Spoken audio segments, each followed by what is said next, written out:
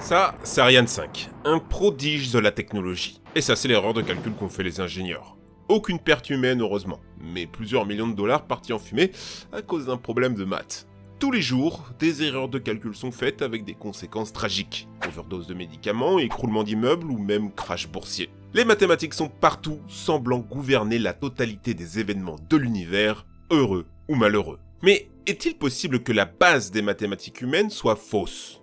Et si en réalité, tout ce que nous calculions se basait sur une incompréhension des lois qui régissent notre monde? Il est probable que les calculs et théorèmes que nous avons érigés comme vérité universelle pourraient être des erreurs qui mèneront à l'écroulement des sciences d'ici quelques années. Ça paraît fou, mais vous allez voir avec moi, Matart et Goa, que c'est beaucoup plus troublant que vous ne le pensez. Les 5 piliers des mathématiques. En naviguant sur internet, tu es peut-être déjà tombé sur ces soi-disant preuves que 1 plus 1 égale 0, comme sur cette vidéo à 9 millions de vues. Ces raisonnements paraissent convaincants, mais en regardant en détail, on voit bien vite où est l'embrouille. Ici, une division par 0. Bah oui, si A égale B, A moins B égale 0, donc c'est pas du tout légal de diviser comme ça. En fait, il y a très peu de chances de détruire l'édifice que sont les mathématiques avec une vidéo Facebook. Car les maths sont une discipline millénaire avec un édifice solide. C'est à la fois une qualité mais aussi un défaut. Pour prouver un nouveau théorème en mathématiques, il faut le construire à partir des théorèmes trouvés précédemment. C'est pourquoi en maths, on pourrait construire de véritables arbres généalogiques des formules mathématiques. Euclide, mathématicien grec, a été le premier à essayer de le construire, concluant qu'il existait 5 ancêtres primordiaux qui ont engendré tous les théorèmes de géométrie. On les appelle les axiomes.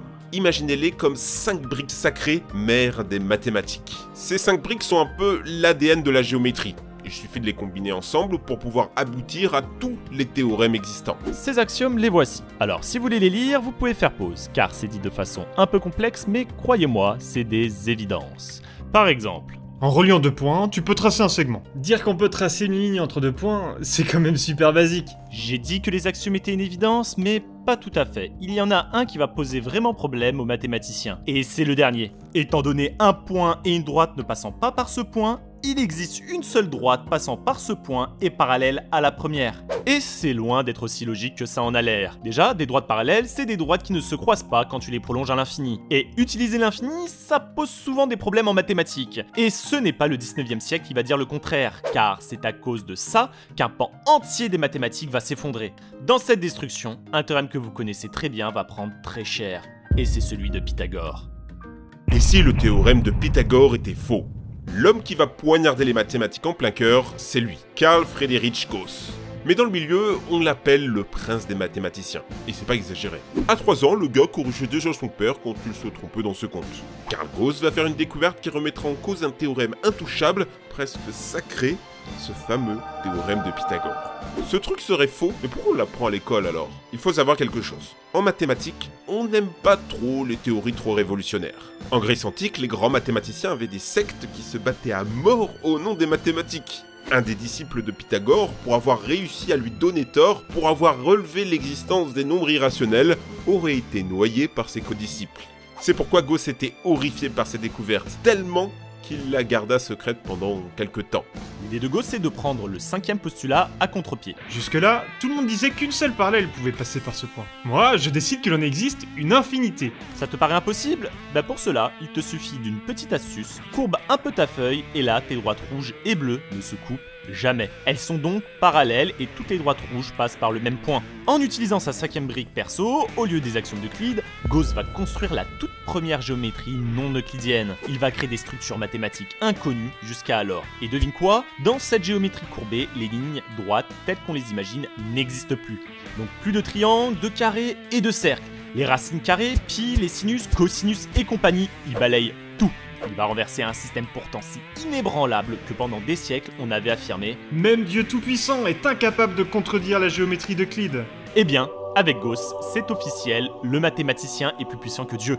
Les mathématiques ont appelé ces heures sombres la crise des fondements. Vous pensez que c'est juste une représentation farfelue de maths fou?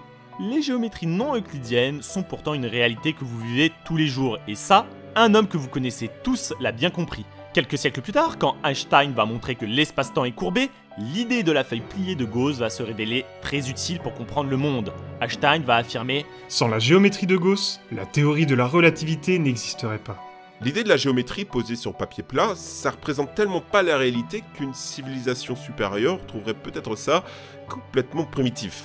Pythagore, Néandertal des mathématiques? Vraiment? En fait, les maths, c'est juste un outil pour décrire des choses. Donc il n'y a pas vraiment de géométrie juste ou fausse. On a un tournevis et un marteau, ils marchent tous les deux très bien et on s'en sert seulement quand on en a besoin.